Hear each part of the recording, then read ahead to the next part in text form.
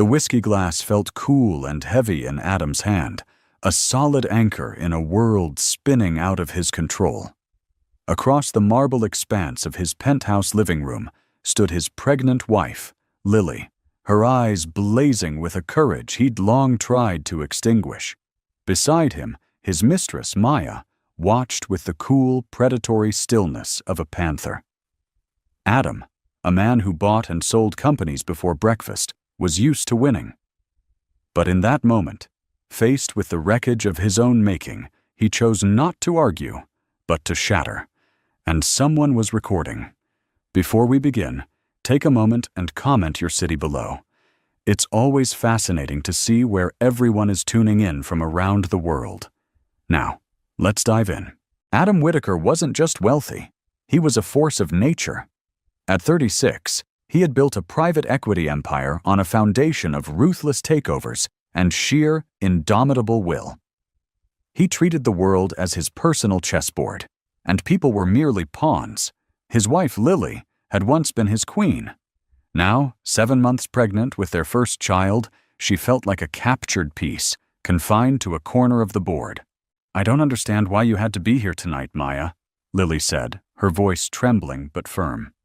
She stood by the grand piano, one hand resting protectively on the swell of her belly. She was a picture of exhausted elegance in a simple cream-colored cashmere dress, her red hair a fiery contrast to her pale, strained face. She had come home from a prenatal yoga class to find her husband and his business associate sharing a bottle of Macallan 25. Maya Kerr, perched elegantly on the edge of the white leather sofa, didn't flinch. She was everything Lily was not. Sleek, dark-haired, and radiating a polished ambition that bordered on predatory. As Adam's lead legal counsel, she had become an indispensable part of his professional life, a fact she had leveraged to expertly infiltrate his personal one. "We're closing the Holloway deal tomorrow, Lily," Maya said, her voice smooth as silk. "There were last-minute details. Adam needed me." The emphasis on the word "needed" was a deliberate, perfectly aimed dart. "He needs his wife," Lily shot back, her gaze shifting to Adam, who had remained silent, watching them from his armchair like a spectator at a blood sport he'd orchestrated. "He needs to be home with his family. Not this." Adam finally stirred, swirling the amber liquid in his crystal glass. "Lily, don't be dramatic. It's business." His voice was low, laced with that familiar, patronizing calm that always preceded a storm. It was the tone he used when he was about to remind her, subtly or not, of how everything she had, the penthouse, the designer clothes, the comfortable life, was because of him. It was the tone that made her feel small, irrational, and ungrateful. "This stopped being about business a long time ago, Adam, and you know it," Lily said, taking a brave step forward. "She's in our home, at all hours. She's on our vacations. I see the way you look at her. I see the way she looks at you. Do you think I'm a fool?" The air crackled. This was new territory. Lily had always swallowed her concerns, burying her suspicions under a veneer of wifely duty. But the pregnancy had changed her. It had unearthed a primal protective instinct she didn't know she possessed. She wasn't just fighting for herself anymore. She was fighting for the life inside her. Adam's jaw tightened. He despised being challenged, especially in his own domain. He looked from Lily's defiant, tear-streaked face to Maya's coolly observant one. Maya's expression was unreadable, but there was a flicker of something in her eyes. Triumph? Anticipation? He couldn't tell. This escalating confrontation was a direct threat to the careful compartmentalization of his life. He had his beautiful, respectable wife for his public image and future legacy, and his brilliant, sharp-edged mistress for intellectual stimulation and thrill. He believed he was entitled to both. "You're being hysterical," he said, his voice dropping to a dangerous whisper. "You're pregnant. Your hormones are making you paranoid." It was his go-to weapon. Her emotions, her pregnancy, anything to invalidate her perception of reality. Gaslighting was a tool he wielded with surgical precision, but this time it didn't work. "Don't you dare," Lily whispered, her voice cracking with pain and fury. "Don't you dare use our child as an excuse for your betrayal. I am not hysterical. I am not paranoid. I am your wife, and I am telling you, to your face, that I know what you are doing." She took another step, her eyes locking onto his. "You have to choose, Adam. Her or me. You have to tell her to leave, now." It was an ultimatum, a direct challenge to his authority. And Adam Whitaker did not respond well to ultimatums. He felt a surge of white-hot rage, so intense it was dizzying. All the pressure of the Holloway deal, the audacity of Lily's defiance, the silent judgment he imagined in Maya's eyes, it all converged into a single, explosive point. He stood up, the chair scraping harshly against the marble floor. "You don't give me ultimatums, Lily," he snarled, his face a mask of fury. "Not in my own home. This is my home too, and I will not have my child brought into a house with—" She couldn't finish the sentence. A sob escaped her lips. That sound of her weakness, her tears, her defiance, was the final trigger. In a single fluid motion born of pure, unadulterated rage, he drew back his arm and threw the heavy whiskey glass. It wasn't aimed at her, not directly. It was a gesture of dominance, an explosion of frustration meant to silence her, to put her back in her place. But he misjudged the distance, the angle, his own strength. The glass flew across the room and shattered against the wall, just inches from Lily's head. The sound was like a gunshot in the silent room. Lily screamed, a raw, terrified sound, stumbling backward and shielding her face with her arms. A shard of glass sliced across her forearm, and a thin line of red bloomed on her skin. She stared at him, her eyes wide with a horror that went beyond the betrayal. This was a new kind of fear, a physical fear of the man she had married. Adam froze, the red mist of his rage slowly receding, replaced by a cold, stomach-churning shock. He looked at the shattered glass on the floor, the dark splash of whiskey on the pristine white wall, the blood on his pregnant wife's arm, and then he looked at Maya. She was still sitting on the sofa, her posture unchanged, but she was no longer looking at him or at Lily. Her gaze was directed downward, at the phone she held, almost completely concealed, in her lap. A tiny red dot glowed on its screen. She had been recording the entire thing.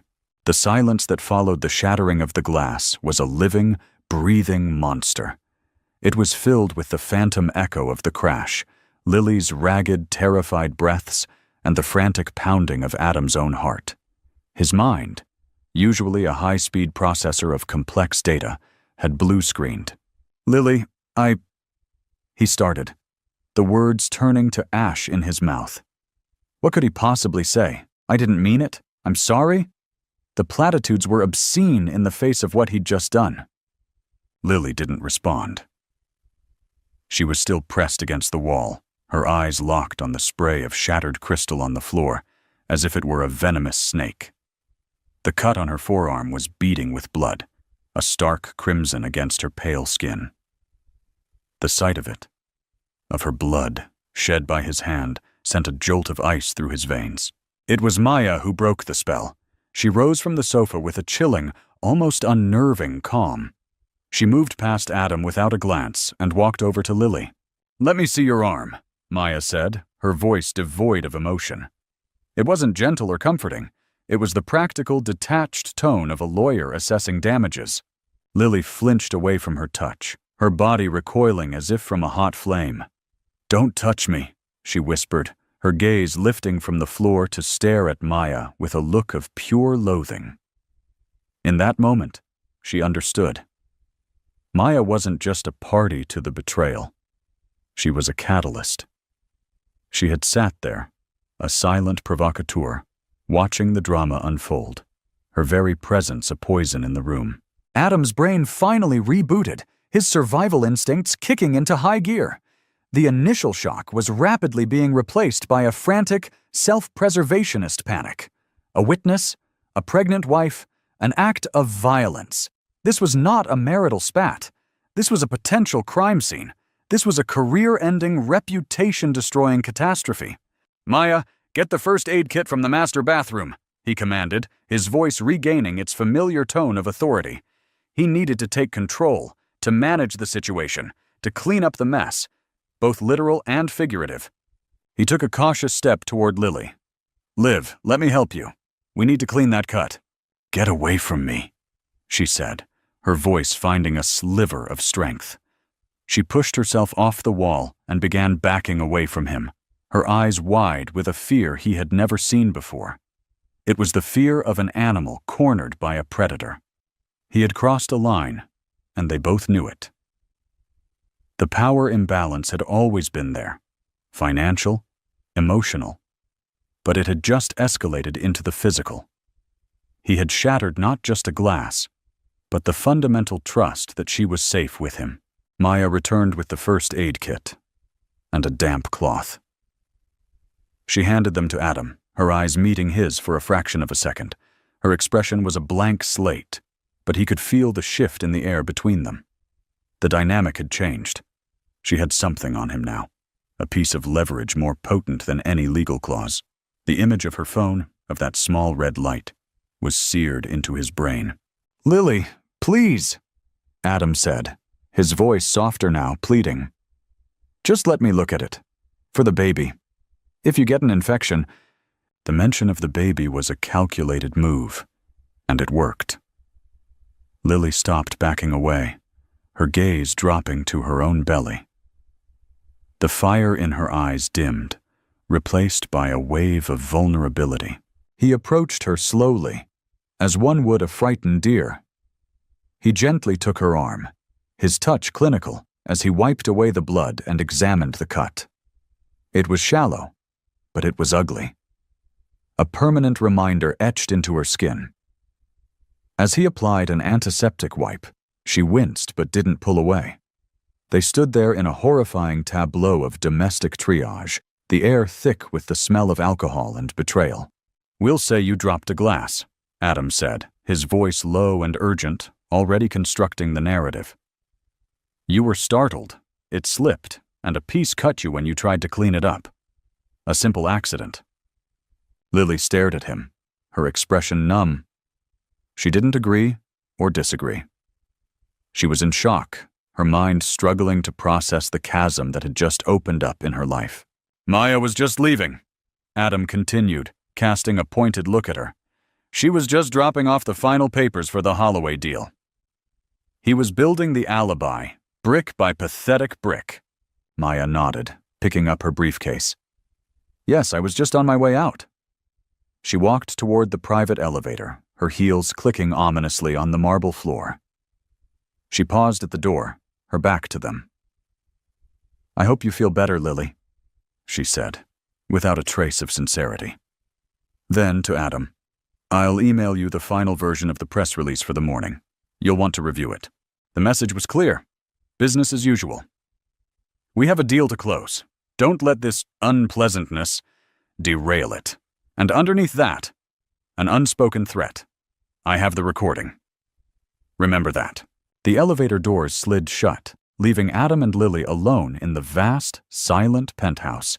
The illusion of normalcy Maya had tried to project was obscene. Adam finished bandaging Lily's arm, his hands clumsy. "I'm going to my old room," Lily said, her voice flat and hollow.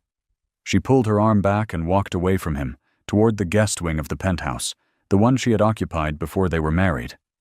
She didn't look back. Adam was left standing alone in the middle of the living room. He stared at the dark stain on the wall, the bandage on his wife's arm, and the ghost of the red light on Maya's phone. He was a master of hostile takeovers, of finding an opponent's weakness and exploiting it for maximum gain. But now, he was the one who was vulnerable.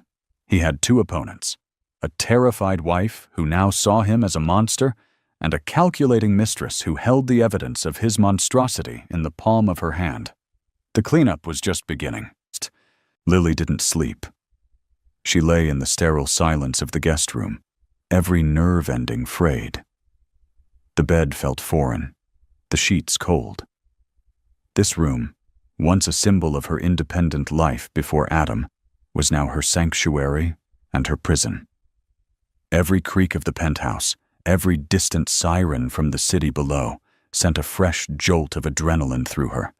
She kept replaying the scene in her head, the glint of the glass as it left his hand, the explosion of sound, the searing pain in her arm.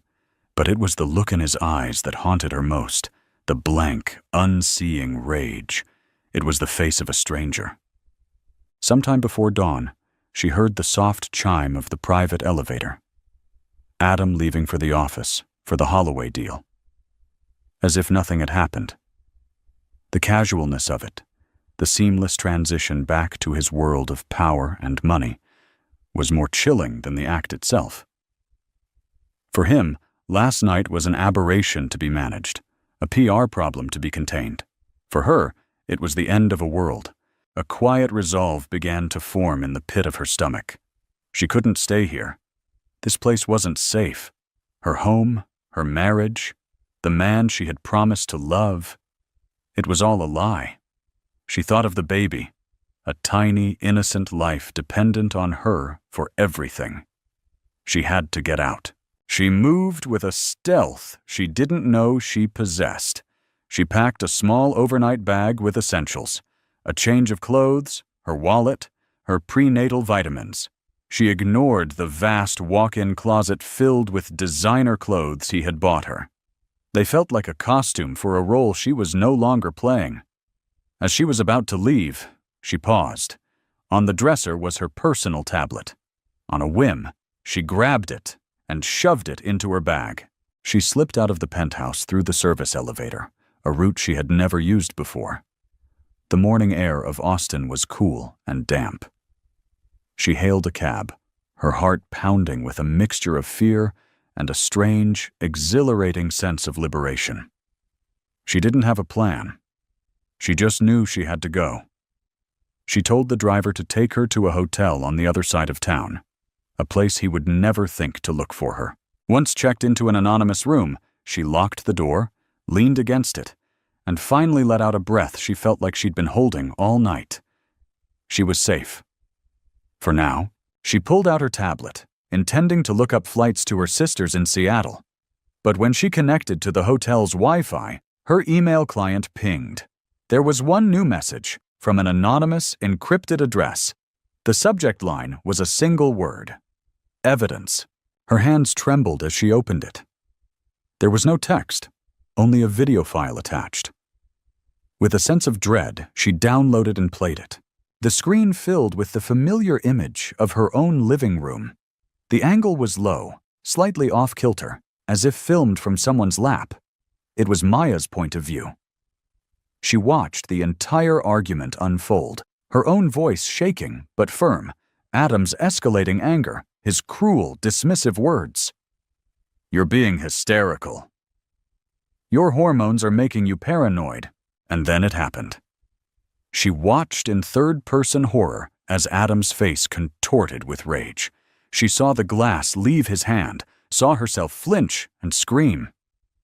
The video was clear, the audio pristine. It captured everything. The raw violence of the act, her own terror, the shocking aftermath. The video ended abruptly after the glass shattered. Lily felt sick. Maya had filmed it. The whole time she had been sitting there, not just observing, but documenting. Why? What was her motive? Was it for blackmail? Revenge? Before she could process the implications, her phone, which had been on silent, began to buzz incessantly. A text from her sister. Then her mother. Then a friend from college. Her sister's text was frantic. "Lily, are you okay? I just saw something on Twitter. Call me now." With a shaking finger, she opened her web browser and typed Adam Whitaker into the search bar. The world exploded. The video was everywhere. Twitter, Facebook, Instagram, every major news outlet. The headline from a national news blog was stark. Leaked video appears to show tech mogul Adam Whitaker assaulting pregnant wife. Someone, it had to be Maya, hadn't just sent the video to her. She had released it to the world. It was a tactical nuclear strike against Adam, and Lily was at the center of the blast radius. She clicked on the link. The video was already time-stamped, having been uploaded less than an hour ago. It had millions of views. Millions. The comment section was a raging river of outrage, disgust, and, to her surprise, overwhelming support for her. Justice for Lily was already trending. The power dynamic of the entire situation had just been inverted with the force of a tectonic shift. Adam's wealth, his lawyers, his PR team, they were powerful, but they were nothing against the court of public opinion. He couldn't spin this. He couldn't bury it. Maya had taken his most private, shameful moment and turned it into a global spectacle. Lily sat on the edge of the hotel bed, staring at her own face on the screen, a reluctant icon of a story that was no longer hers. Her personal trauma had been weaponized and was now public property. She felt a bizarre mix of terror and something else, something she couldn't name. It was the feeling of a cage door being blown off its hinges. Adam had held all the power. He had controlled the narrative, her reality, her life. But Maya, with a single click, had taken that power away from him. In a strange, terrifying way, she had given it to Lily. The video was a violation, but it was also irrefutable proof. Her truth, which he had tried so desperately to deny, was now there for the entire world to see. The storm had broken, and Lily was standing in the eye of it. The Holloway deal was supposed to be Adam Whitaker's magnum opus, a $4.2 billion acquisition that would cement his legacy as one of the most brilliant and ruthless financiers of his generation. The press conference was scheduled for 9 a.m.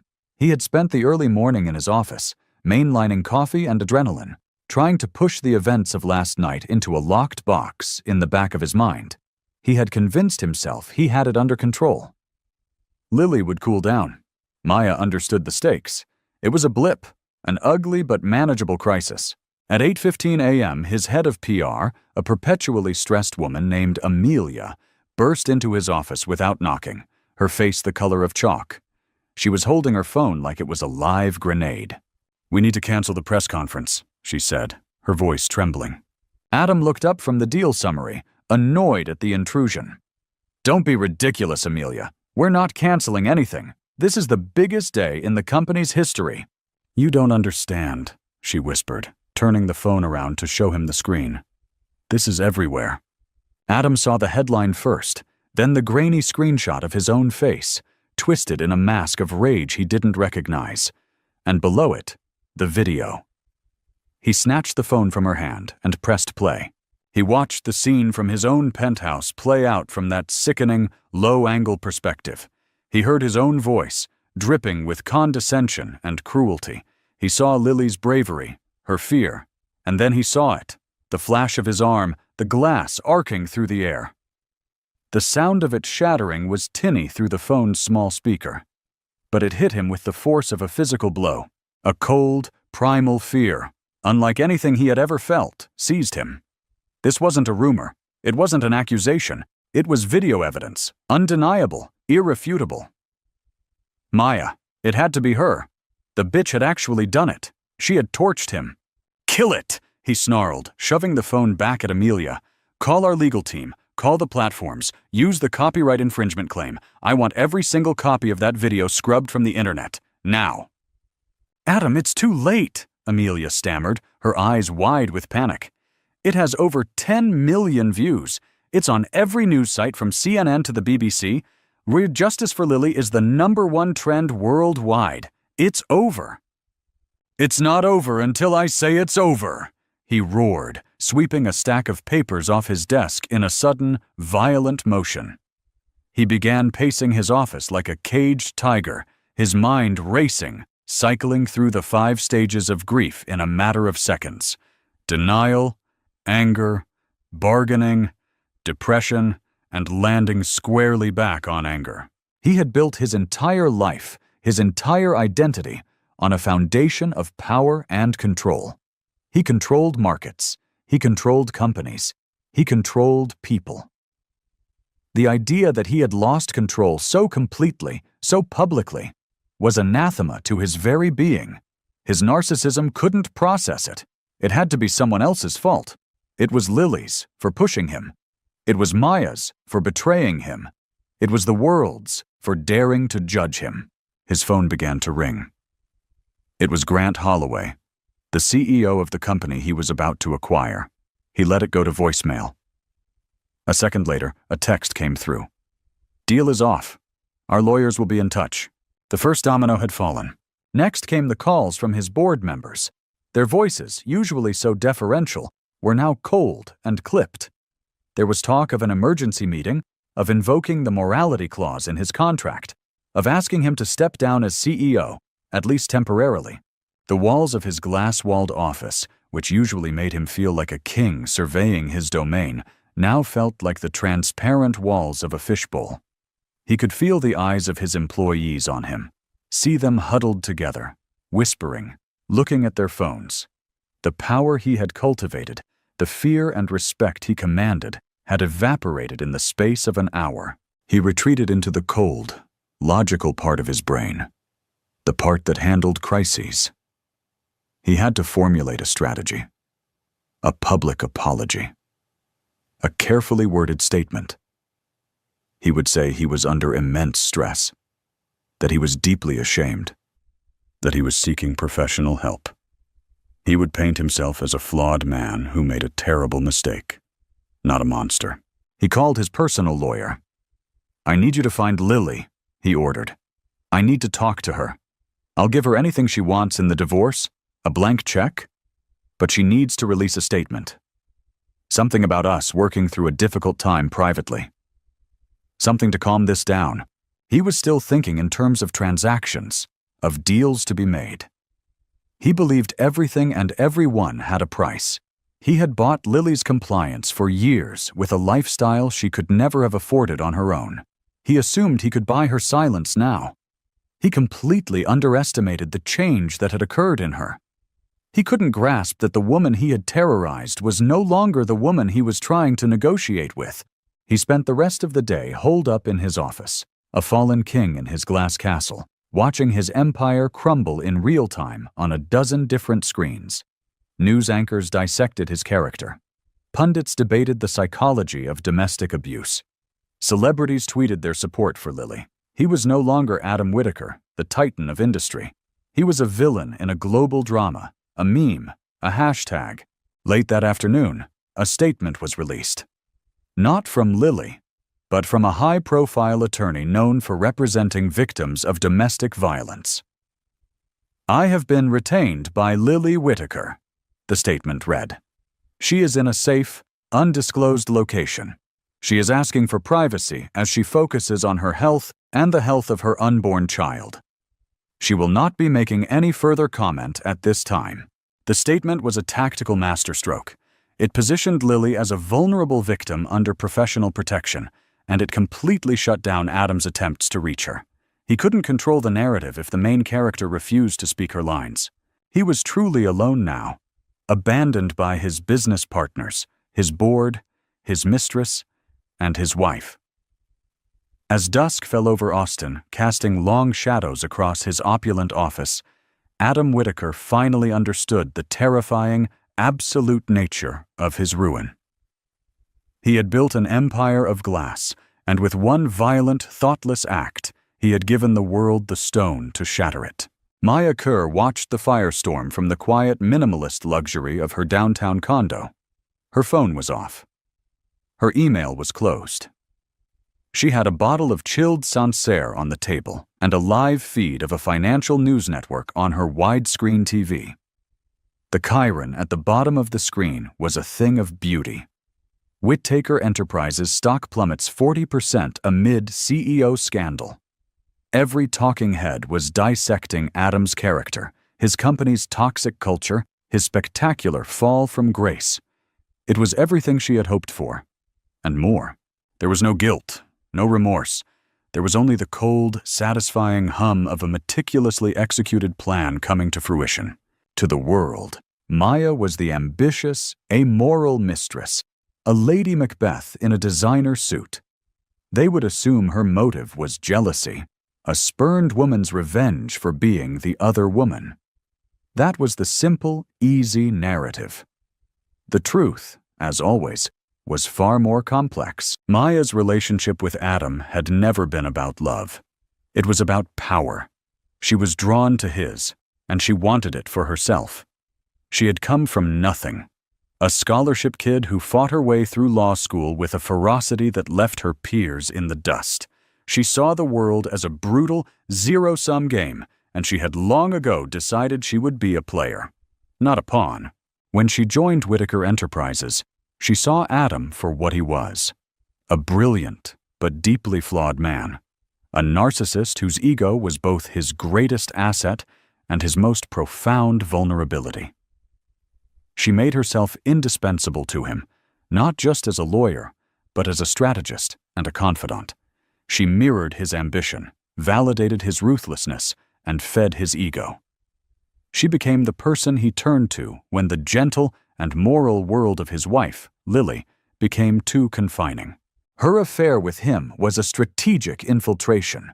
She learned everything about his business, his enemies, his secrets. But she also learned about his darkness. She saw the flashes of his temper, the cruel way he spoke about his subordinates, the casual contempt he held for anyone he deemed lesser, which was almost everyone. She saw the way he treated Lily, the subtle and constant gaslighting, the emotional abuse designed to keep her small and dependent. Maya didn't feel pity for Lily, not at first. She saw her as weak, a willing participant in the gilded cage Adam had built. But then Lily got pregnant, and Maya saw Adam's reaction. He wasn't happy. He was inconvenienced. The baby was a complication, a threat to his freedom. He became more volatile, more controlling of Lily, his cruelty escalating. That's when Maya's plan began to form. It wasn't born of a sudden moral awakening. It was born of cold, hard calculation. She saw a unique opportunity. Adam's impending fatherhood was making him unstable. His abuse of Lily was escalating. It was only a matter of time before he did something unforgivable, and Maya decided she would be there to document it. Her motive was twofold. First, and most simply, it was self-preservation. She knew Adam would eventually discard her. She was a thrill, an escape.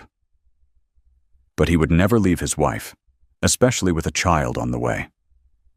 His legacy was tied to the image of the perfect family.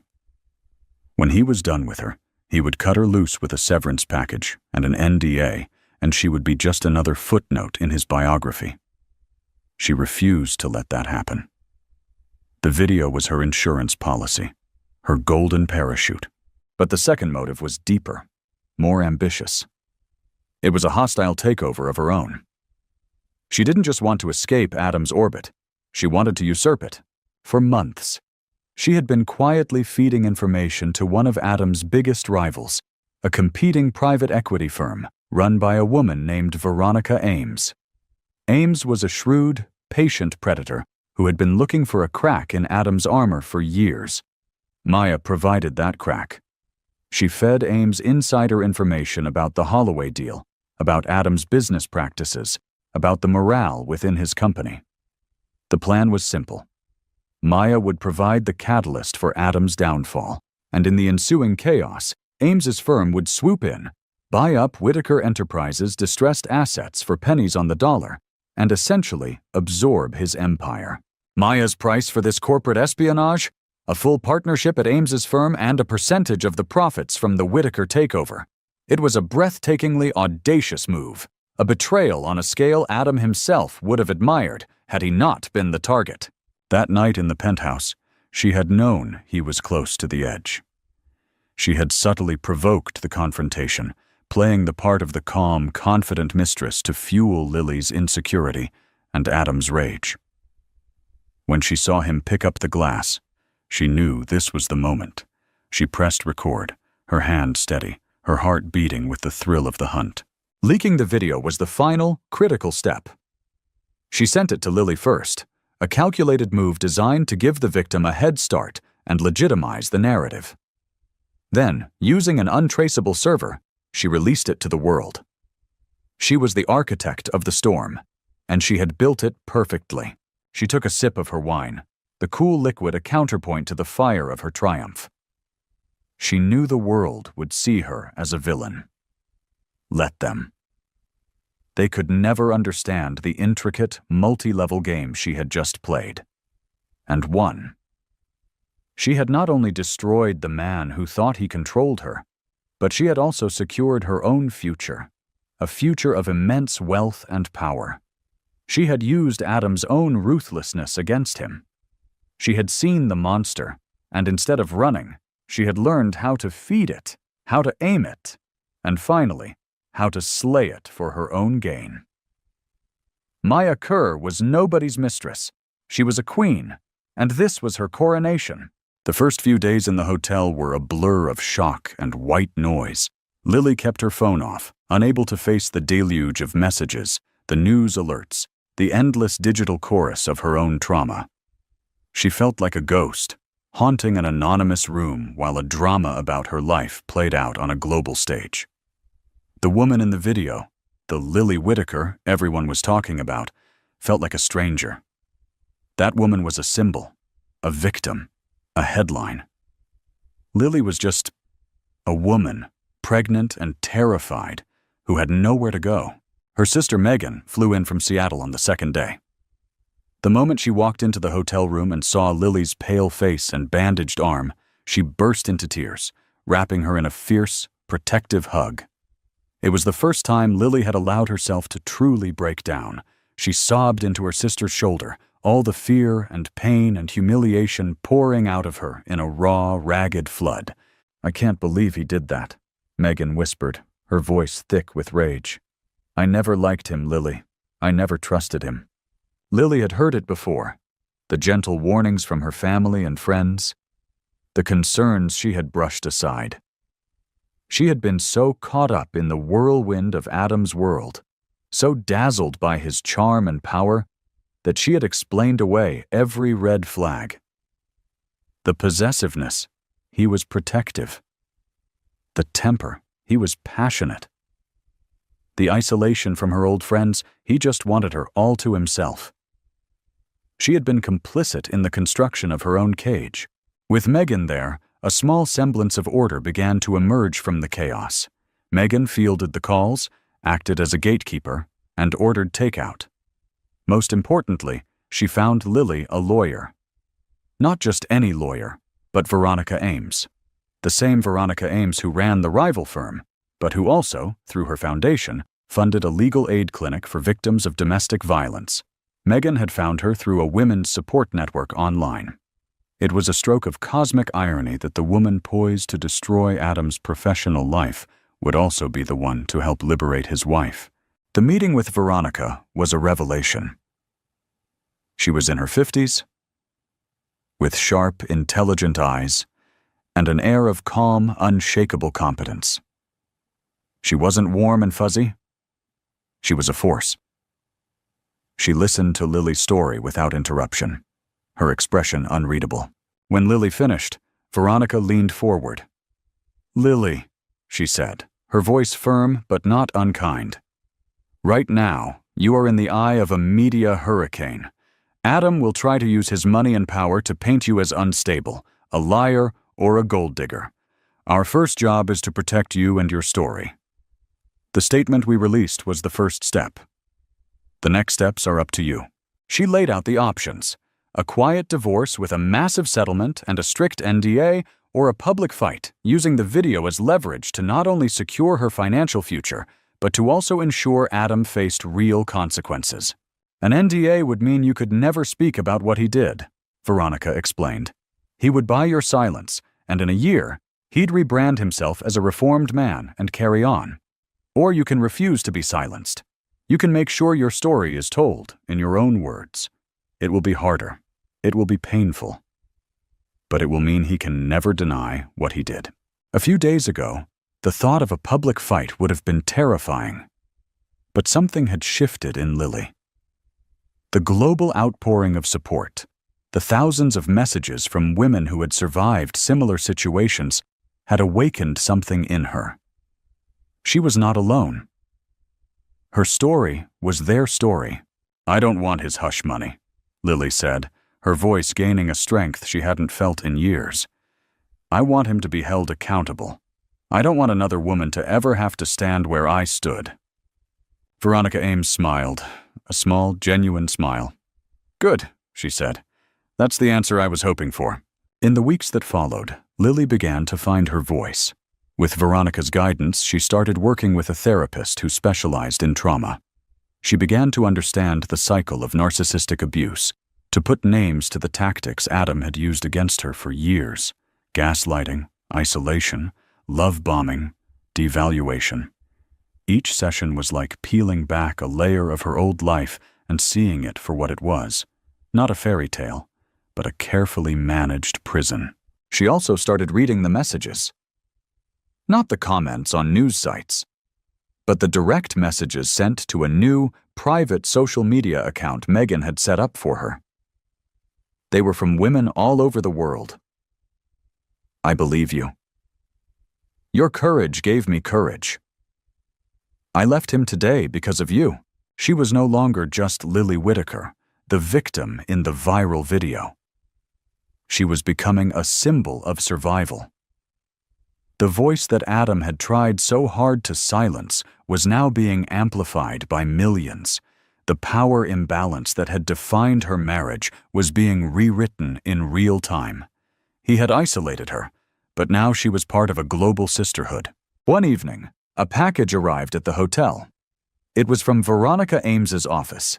Inside was a single sheet of paper. It was a preliminary offer from Adam's legal team. He was offering her full ownership of the penthouse, a one-time payment of $50 million, and a lifelong stipend, all in exchange for her signature on an ironclad NDA and a public statement supporting his journey of healing. A month ago, that number would have been unimaginable, a king's ransom. Now it looked like what it was, the price tag on her silence. Lily picked up her phone and called Veronica. "Tell them no," she said, her voice clear and steady. "Tell them I'll see them in court." She hung up and looked out the window at the city lights. They no longer looked cold and indifferent. They looked like a promise. The storm was still raging, but for the first time, Lily felt like she was the one directing the wind. The rejection of his $50 million offer was a declaration of war that Adam, in his diminished state, was not equipped to fight. He had believed, with the unshakable arrogance of the powerful, that money could solve any problem. The realization that Lily could not be bought sent him into a tailspin of fury and disbelief. He was hemorrhaging money, power, and respect, and the one person who could stop the bleeding had just refused to apply the tourniquet. The consequences of the viral video cascaded through his life with the brutal efficiency of a line of falling dominoes. The board of Whitaker Enterprises, under immense pressure from shareholders and the public, officially removed him as CEO. His name, once the company's greatest asset, was now its most toxic liability. They installed an interim CEO and began the process of rebranding, scrubbing his image from their website as if he had never existed. His own company had exiled him. His social life evaporated. The friends who had once clamored for invitations to his parties now crossed the street to avoid him. The charity boards he sat on issued public statements politely announcing his resignation. He was a pariah, a modern-day leper in a bespoke suit. Legally, he was besieged. Lily's lawyer, Veronica Ames, was a master strategist. She filed for divorce, citing cruelty and domestic violence, and immediately filed a motion to have Adam's assets frozen pending a full financial disclosure. Simultaneously, the Austin District Attorney's Office, spurred by the public outcry, announced they were opening a criminal investigation into the incident. The phrase aggravated assault was used. The possibility of jail time, once an absurd notion, was now a terrifyingly real prospect. But the most devastating front in this war was the one being waged by Veronica Ames on behalf of her other client, Ames Capital, With Whitaker Enterprises in disarray and its stock price at an all-time low, Ames launched a formal, hostile takeover bid. It was a brilliant, predatory move. She was using the chaos Maya had created to devour Adam's empire. Adam, isolated in his penthouse, now more a prison than a palace, watched it all unfold. He was surrounded by lawyers who billed by the hour and offered grim predictions. His only companion was the bottom of a whiskey bottle. The rage had curdled into a bitter, paranoid resentment. He was the victim here, he told himself. Betrayed by a treacherous mistress and an ungrateful wife, crucified by a world that didn't understand the pressures he was under. It was during a late-night, drunken spiral through the internet that he stumbled upon the truth about Maya. A small, independent financial blog published a heavily researched piece of investigative journalism. It detailed Maya's long-standing connections to Veronica Ames and laid out a compelling, evidence-backed timeline that suggested corporate espionage. It posited that Maya hadn't leaked the video out of passion or revenge, but as the final move in a long con designed to deliver Whitaker Enterprises into the hands of a rival. The article didn't go viral like the video had, but for Adam, it was a revelation. A cold, sober clarity cut through his drunken haze. He hadn't just been outmaneuvered by his wife, he had been systematically dismantled by his mistress. His affair wasn't just a personal failing. It was a catastrophic business error. He had let the enemy into his bed, into his boardroom, into his head. He had given her the secrets she needed to ruin him. The humiliation was absolute. Meanwhile, Lily was building a new life. She moved into a secure, comfortable home in a quiet neighborhood, paid for by a fund Veronica had established for her. She was surrounded by the fierce love of her family and a small, new circle of friends, other women who had found their way to Veronica's foundation. She continued with her therapy, learning to set boundaries and reclaim her own sense of self-worth. She became an unwilling but powerful public figure. She agreed to one carefully managed interview with a respected female journalist. She didn't cry or rage. She simply told her story, calmly and factually. She spoke about the years of emotional abuse, the slow erosion of her identity, and the terror of that final night.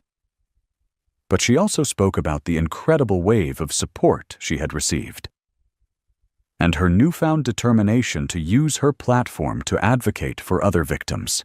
The interview was a masterclass in quiet strength. It solidified public opinion firmly on her side and made Adam's attempts to smear her look even more pathetic. The reckoning came to a head in a sterile conference room for a deposition in their divorce case. It was the first time Adam and Lily had been in the same room since that night. He was thinner, his face puffy, his expensive suit hanging loosely on his frame. He looked like a ghost of the man he once was. Lily, by contrast, seemed to radiate a calm, centered strength. Her pregnancy was now in its final weeks, and her maternal energy filled the room. Adam's lawyers tried to grill her, to poke holes in her story, to paint her as a vindictive spouse. But she never wavered. She answered every question with a quiet, unshakable dignity. At the end of the deposition, as they were packing up, Adam looked directly at Lily for the first time. His eyes were hollow, filled with a desperate, defeated plea. "Lily," he whispered, his voice raspy, "I'm sorry." Lily met his gaze. There was no hatred in her eyes, only a profound, sad finality. "I know, Adam," she said softly, "but sorry doesn't fix what you broke." She turned and walked out of the room, her hand resting on her belly, leaving him alone with the full weight of his consequences. The reckoning was not a single dramatic event. It was this: a quiet room, a broken man, and the unshakable knowledge that he had single-handedly authored his own destruction.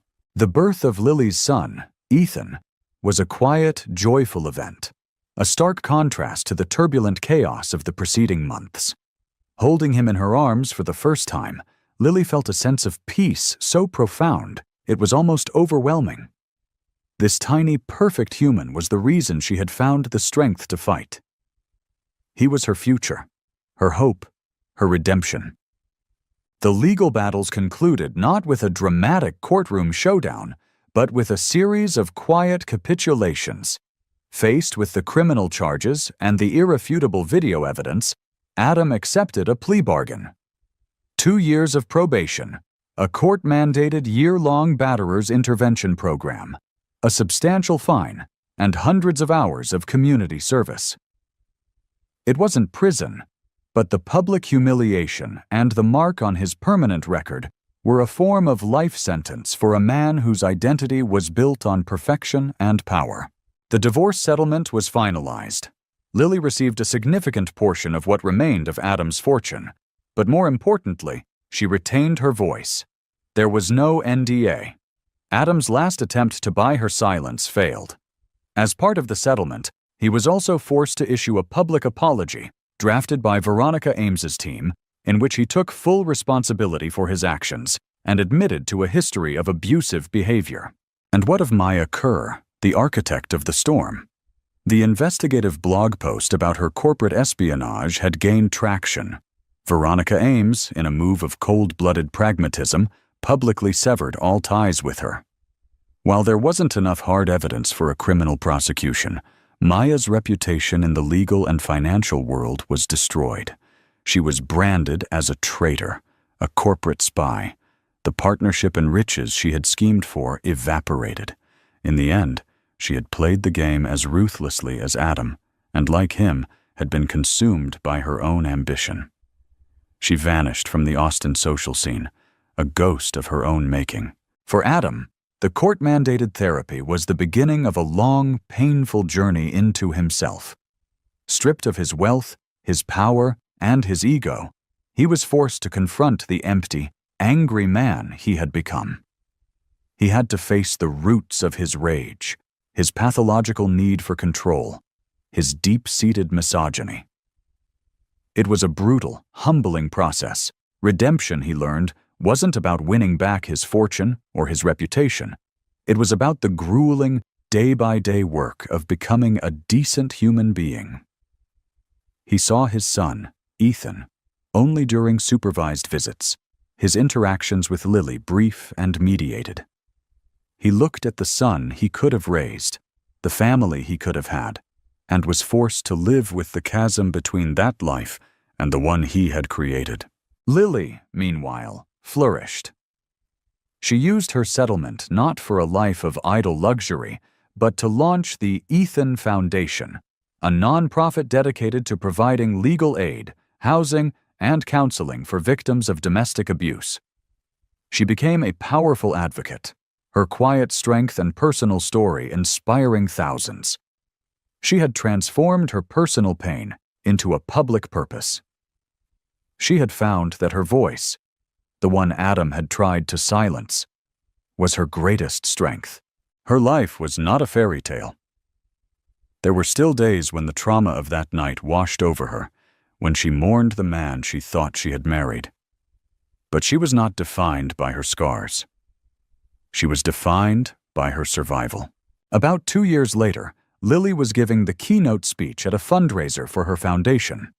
She spoke with passion and eloquence about the insidious nature of emotional abuse and the importance of believing victims. As she concluded, the room rose to a standing ovation. In the back, unnoticed by the crowd, stood Adam. He was there as part of his community service, helping the catering staff. He looked older, his face lined with a sorrow that seemed permanent. He watched her on the stage, not with envy or resentment, but with a profound, aching regret. He saw not the woman he had tried to break, but the incredible person she had become, not in spite of him, but because she had found the strength to break free from him. He slipped out before she could see him. He knew he could never be a part of her world again. His path was a solitary one. But as he walked out into the cool night air, he felt a flicker of something he hadn't felt in years. It wasn't happiness, but it was a kind of peace, He had lost everything he thought he wanted, only to realize he had never understood what was truly valuable. Lily, on the other hand, had walked through fire and emerged not just intact, but forged into something stronger and more beautiful. The story had ended, and a new one, hers, had just begun. This story is a powerful reminder that the most dangerous prisons aren't made of steel bars, but of fear, control, and silence. Lily's harrowing journey from a private hell to a public platform for change shows the incredible resilience of the human spirit. It's a testament to the fact that even when the world is shattered, we have the power to rebuild, to find our voice, and to turn our deepest pain into our greatest purpose. Adam's fall from grace and Maya's self-inflicted exile underscore a vital truth. Power built on cruelty and betrayal is a house of cards, destined to collapse. If Lily's story of survival and empowerment resonated with you, please hit the like button to show your support. Share this video to spread the message of hope and accountability. And for more emotional, true-to-life stories that explore the depths of human conflict and courage, be sure to subscribe and turn on notifications. Thank you for watching.